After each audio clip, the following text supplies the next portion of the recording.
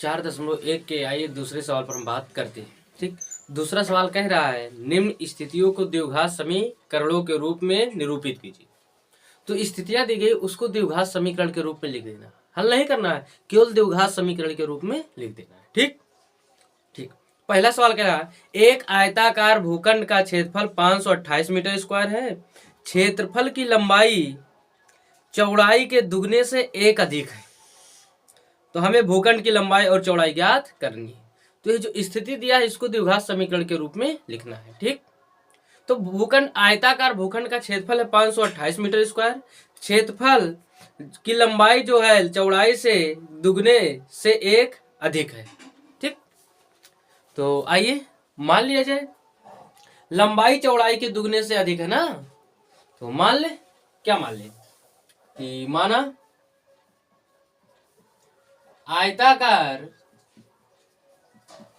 आयताकार भूखंड की चौड़ाई x मीटर तथा चौड़ाई क्या है x मीटर है। ठीक, तब क्या हो जाएगा, तब प्रश्नानुसार क्या लंबाई क्या हो जाएगी उसकी भूखंड की, तो लंबाई क्या कहा है, चौड़ाई के दुगने से एक अधिक है ना, तो लंबाई क्या हो जाएगा, चौड़ाई x है तो इसका दुगना और दुगने में क्या करिए एक जोड़ दीजिए, तो क्या मिल गया, इसका लंबाई मिल गया। ठीक, यही तो कहा है लंबाई चौड़ाई के दुगने से एक अधिक है, तो चौड़ाई में हमने 2 से गुणा के दुगना हो गया, अब उसमें एक जोड़ दिया क्या हो गया, एक अधिक हो गया। तो लंबाई क्या है, चौड़ाई के दुगने से एक अधिक। ठीक, तो आयताकार भूखंड का क्षेत्रफल क्या हो जाएगा, आयताकार भूखंड का क्षेत्रफल क्या हो जाएगा, यहां से देखो क्या होता है, लंबाई गुणे चौड़ाई। लंबाई कितना है 2x + 1, चौड़ाई कितना है x। ठीक, लेकिन किसके अनुसार, प्रश्नानुसार हमें एक बात पता है, किसके अनुसार, प्रश्नानुसार हमें एक बात पता है, क्या ये बात पता है कि आयताकार भूखंड का क्षेत्रफल, तो आयताकार भूखंड का क्षेत्रफल दिया हुआ है कितना, 528 मीटर स्क्वायर, यहाँ पर भी मिलकर क्या होगा मीटर स्क्वायर। तो आयताकार ये तो दिया हुआ और यहाँ पर हमने निकाला क्या है 2x + 1 × x, यहाँ रख दीजिए उसकी जगह पर, तो 2x + 1 × x बराबर 528, x का गुणा कर देंगे तो क्या होगा, x में होगा 2x², फिर x का 1 में करेंगे तो x बराबर 528, 528 को इधर ले आए तो 2x² + x माइनस 528 बराबर 0। अब ये क्या हो गया हमारा आंसर। आंसर क्यों, क्योंकि जो दी गई स्थिति था उसका हमें केवल और केवल द्विघात समीकरण प्राप्त करना था, तो ये हमारा द्विघात समीकरण प्राप्त हो गया है। ये दूसरे का कौन सा सवाल था, पहला। ठीक, तो इस तरह से सवाल हमारा कंप्लीट होता है। ओके, हम बात करेंगे दूसरे सवाल पर, है ना। तो देखिए दूसरा सवाल कह क्या रहा है, आइए इस पर बात करें। कह रहा 2 क्रमागत धनात्मक पूर्णांकों का गुणनफल 306 है, हमें पूर्णांकों को ज्ञात करना है। मतलब हमें यहाँ द्विघात समीकरण बनाना हो, स्थिति क्या दिया है कि 2 क्रमागत धनात्मक पूर्णांकों का गुणनफल 306। तो देखिए कर्मागत संख्या मतलब क्या होगा, अगर कोई कर्मागत कह रहा है मतलब लगातार कोई यदि संख्या उसमें क्या करिए एक जोड़ते जाइए तो क्या कहलाएंगे, कर्मागत संख्या। जैसे एक हमने लिख दिया, एक में हम फिर जोड़े क्या आ जाएगा, 2, 2 में 1 जोड़े 3, 3 में जोड़े 4, तो ये सब संख्याएं क्या है, ऐसे करते जाओ, कर्मागत संख्याएं कहलाती है। ठीक, यानी अगर कोई संख्या उसमें आप एक जोड़ते चले जाइए तो क्या मिलती जाएंगे, आपको कर्मागत संख्या मिलती चली जाएंगी। ठीक, लेकिन यहाँ कहा क्या है, 2 कर्मागत धनात्मक पूर्णांकों का गुणनफल 306 है ना। तो मान लीजिए, माना 2 कर्मागत धनात्मक पूर्णांक x तथा x + 1 है, तो इनका गुणनफल निकाल लीजिए। गुणनफल कितना हो जाएगा? गुणनफल क्या होगा? x into x plus 1। अब किसके अनुसार बात करिए? प्रश्नानुसार। प्रश्न ने क्या कहा है? इनका गुणनफल 306 है, यानी कि x इंटू एक्स प्लस 1 बराबर 306। x का गुणा करेंगे तो x का x में एक्स स्क्वायर, अब x का 1 में करेंगे x। 306 को इधर ले आइए तो माइनस 306 बराबर 0। और ये क्या प्राप्त हो गया? दिए गई स्थिति का द्विघात समीकरण। ठीक, तो हमें केवल और केवल यहीं पर लिख देना, इसको हल नहीं करना। इसमें कहा केवल द्विघात समीकरण बनाना। ठीक ठीक, तो ये था, छोटा सा हो गया। आइए तीसरा कह रहा है रोहन की माँ उससे 26 वर्ष बड़ी है, उनकी आयु का गुणनफल अब से 3 वर्ष पश्चात 360 हो जाएगा और हमें रोहन की वर्तमान आयु ज्ञात करना है। ठीक, यहाँ मतलब कह रहा है रोहन की माँ रोहन से 26 वर्ष बड़ी है और 3 साल बाद यदि रोहन और रोहन की माँ का आयु का गुणनफल करें तो 360 हो जाता है। तो इसका हमें क्या निकालना है? द्विघात समीकरण बनाना है। तो आयु वाले सवाल में जब भी आप हल करेंगे पहले मानेंगे वर्तमान आयु ही मानेंगे, वर्तमान आयु मानेंगे। यदि पूर्व कहा है तो जितना वर्ष पूर्व कहा है उतना घटा देंगे, यदि पश्चात कहा है या बाद कहा है तो जितना वर्ष मतलब बाद में कहेगा उतना जोड़ देंगे। जैसे मान लें यदि वर्तमान आयु हम क्या मान लेते हैं? यदि हमने मान लिया वर्तमान आयु x, तो 5 वर्ष बाद क्या हो जाएगा? 5 वर्ष बाद, तो 5 वर्ष बाद जब बात करोगे तो x प्लस 5 होगा। और यदि यही बात कर ले 5 वर्ष पूर्व, तो 5 वर्ष पहले कितना था भाई? वर्तमान आयु में से क्या करेंगे? 5 वर्ष घटा दें।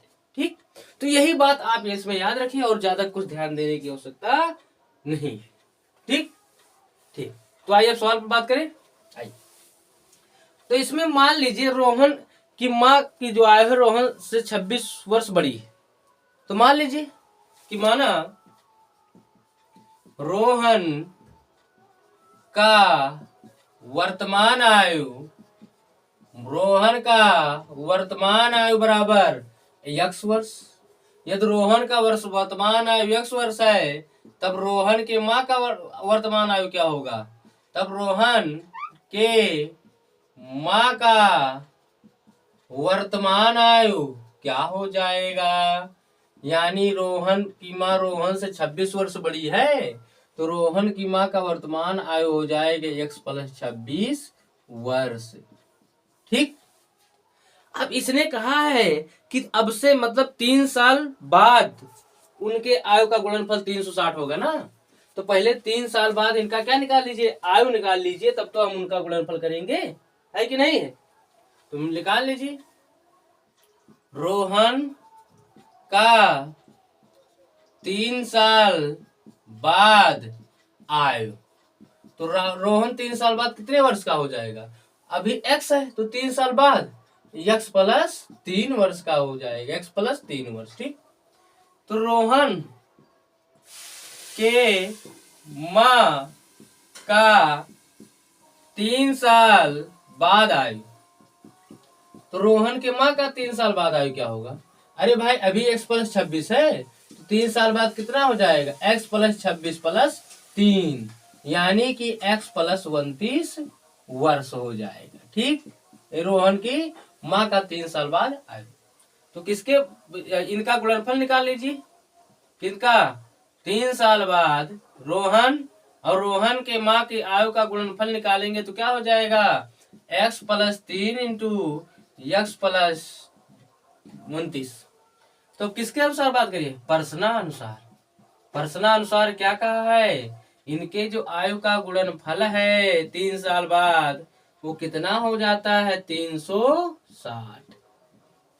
अब हल कर लीजिए। x का x में करेंगे x स्क्वायर, x का 29 में करेंगे प्लस 29 x, 3 का x में करेंगे प्लस 3 x, प्लस 3 का 29 में करेंगे तो 3 9 27 के साथ हासिल 2, 3 दूनी 6 2 8 बराबर 360।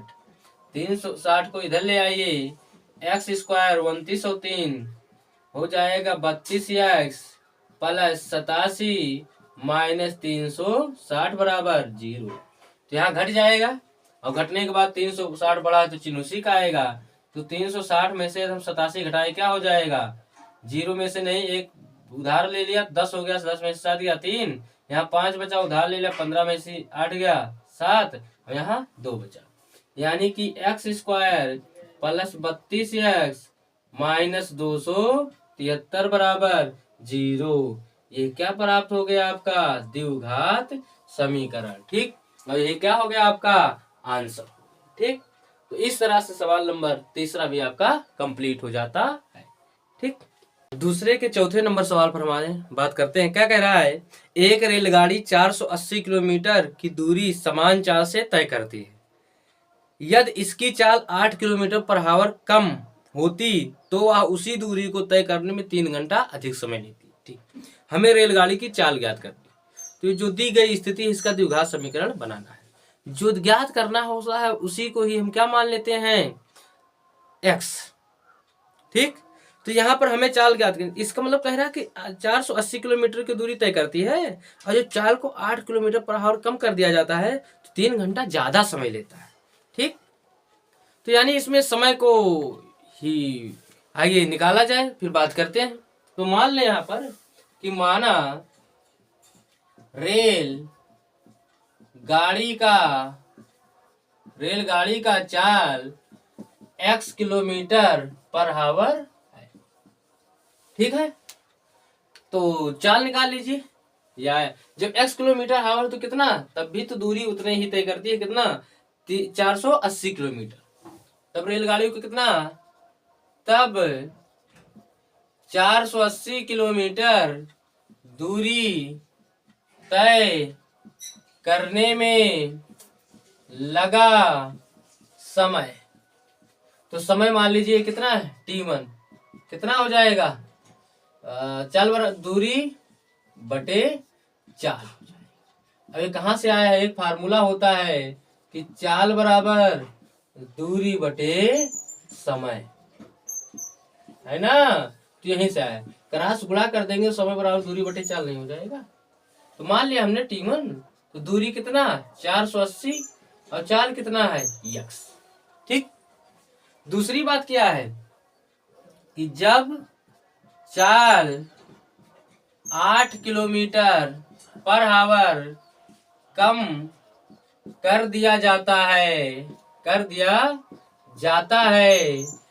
तब नया चाल क्या होगा, भाई x था, x में से 8 घटा दीजिए, कम हो जाएगा ना, तो x माइनस 8 किलोमीटर पर। ठीक, तो अब रेलगाड़ी को दूरी कितना उतने तय करना है, तो क्या हो जाएगा, तो अब 480 किलोमीटर दूरी तय करने में लगा समय। अब बात कर लेंगे यहाँ कि 480 किलोमीटर दूरी तय करने में लगा समय क्या होगा, मान लीजिए यहाँ समय t2 है, तो वही फार्मूला दूरी बटे चाल हो जाएगा। आया कहाँ से, यहीं से, इसी सूत्र से। तो दूरी कितना है 480 ही है, चाल, अब चाल कितना है, अब चाल है x माइनस 8। ठीक, बात ना क्लियर, क्लियर। तो देखिए अब कह क्या रहा है कि जब चाल को क्या करते हैं 8 किलोमीटर पर आवर कम कर दिया जाता है तो 3 घंटा अधिक समय लेता है। यानी यह पहले इस t1 से t2 3 घंटा ज्यादा है, तो हमें दोनों को बराबर करना है, तो क्या करना पड़ेगा, t1 में 3 घंटा जोड़े या t2 में 3 घंटा घटाए। अभी ये 3 घंटा ज्यादा समय ले रहा है ना, क्योंकि जब चाल को हमने 8 किलोमीटर पर आवर कम कर दिया है तो ये 3 घंटा अधिक समय लेने लगा। किससे, इससे, तो यानी कि ऑलरेडी 3 घंटा अधिक समय ले रहा है, तो हमें ये दोनों बराबर करना है। तो क्या करेंगे, किसके अनुसार यहाँ बात कर ले हम, प्रश्न अनुसार। तो अभी तो यार t1 छोटा है t2 से, लेकिन यदि हम बराबर करना चाहें तो क्या करेंगे, t1 में 3 घंटा जोड़ दे तो बराबर हो जाएगा t2 के ना। ठीक, अब क्या करें, वैल्यू रख लीजिए t1 का, तो 480 बटे x प्लस 3 बराबर 480 बटे x माइनस 8।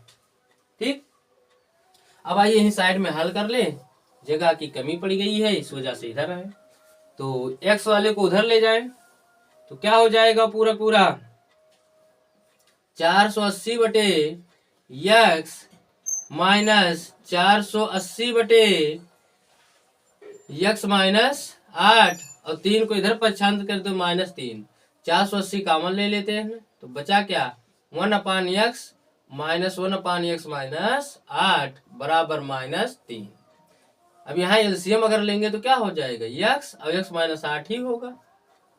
तो जब इससे इसमें भाग देंगे x कैंसिल होगा, इसका कर दीजिए 1 में गुणा तो x माइनस 8, फिर x का यहाँ क्रॉस गुणा कर दीजिए, इसका इसमें इसका इसके इसमें और इन सबका आपस में, तो -x बराबर -3। 480 का गुणा था इधर क्या हो जाएगा भाग, तो x से x कैंसिल, तो बचा कितना -8 बटे इनका आपस में गुणा करेंगे क्या होगा x² माइनस 8 यक्स बराबर -3 से कट जाएगा। हाँ तो 3 करने 3 और 3 छक 18 यानी 160। ठीक, क्रॉस गुणा कर दीजिए या माइनस माइनस क्या कर दीजिए अभी कैंसिल कर दीजिए, तो क्या बचा 8 बटे x² माइनस 8 यक्स बराबर 1/60।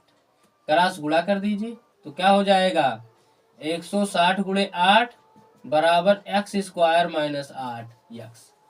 तो लिख दीजिए अब क्या x² माइनस 8 यक्स बराबर 8 शून्य 0 8 6 48 के 8 हासिल 4 8 करने 8 4 12। 1280 को इधर ले आए तो x² माइनस 8 यक्स माइनस 1280 बराबर 0। अब ये क्या हो गया आंसर। तो ये प्राप्त हो गया हमें द्विघात समीकरण दिए गए स्थिति का। ठीक, हल करने के बाद कहता है चाल निकालनी तो हल करके निकाल लेते, लेकिन बस हमें इतना ही कहा है। तो इस तरह से एक्सरसाइज 4.1 आपका क्या हो जाता है कंप्लीट होता है। ठीक।